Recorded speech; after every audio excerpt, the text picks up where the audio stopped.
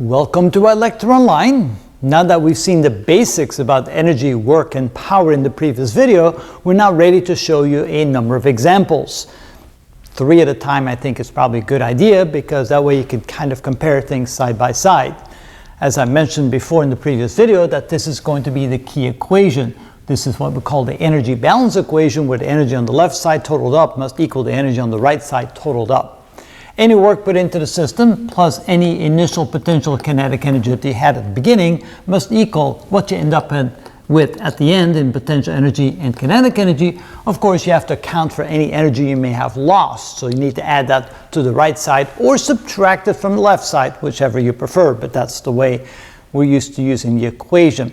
Notice we have 3 examples. The first example is we drop an object with mass m from a height h. What's the velocity as it strikes the ground? The second example, something slides down an incline, mass m, starts from height h. What's the velocity when it reaches the bottom? And thirdly, here we have the same problem as number 2, but now there's also friction between the block and the surface. And let me see here, that should be mg, like that. Okay, and so what will be the final velocity when it gets to the bottom? So what is v final equal to, question mark, when it gets to the bottom? Notice that here we're going to lose some energy, so it makes sense that the velocity at the bottom here will be less than the velocity at the bottom there. That makes sense, and so we'll see how that works. Also in the previous video, I said that this is something you may want to remember or memorize because it appears so many times. And here you can see that the answer for both number 1 and number 2 are identical.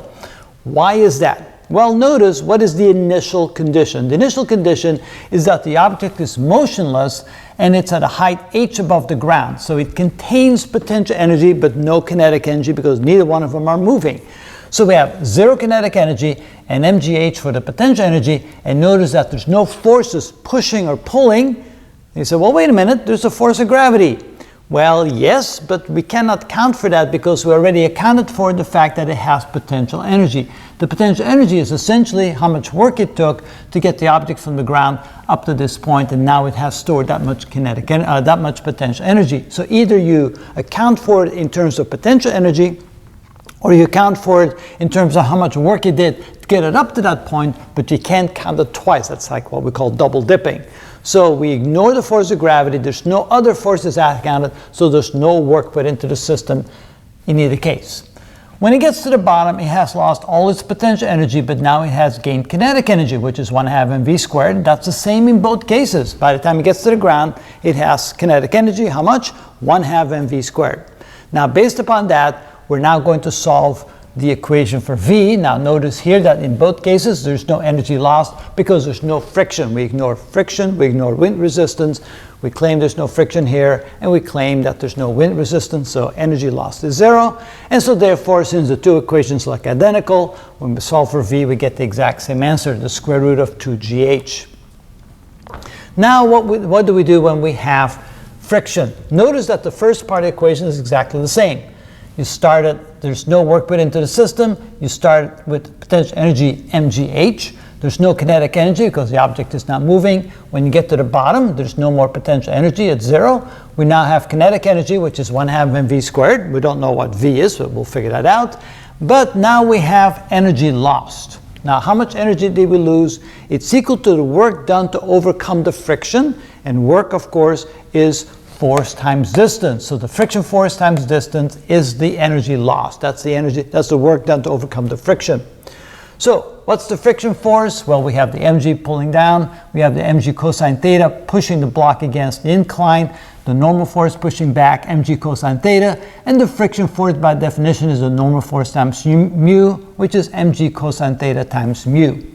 So the work done to overcome friction is the mg cosine theta mu, which is the friction force, times the displacement, the distance traveled. That's the hypotenuse. So take the hypotenuse divided by the sine of theta. Take the height divided by sine of theta, you get the hypotenuse, or h is the hypotenuse times the sine of theta. So instead of d, we write h sine theta. Of course, the cosine divided by sine is the cotangent. And then notice if I solve this for v squared, I end up with the square root of 2gh, is what I have over here, but minus because we lost some energy due to friction. 2gh mu cotangent theta. Factoring out a 2gh, we have this 2gh again, times the quantity, 1 minus mu times the cotangent of theta. And so, depending upon the angle, we lose a certain amount of energy, and that will be then subtracted from the 2gh. Square root of that, we get the final velocity of the block sliding down. So here you have some good examples, some basic examples of how to deal with the energy balance equation to figure out how to calculate the final velocity of the object as it reaches a new position. And that is how it's done.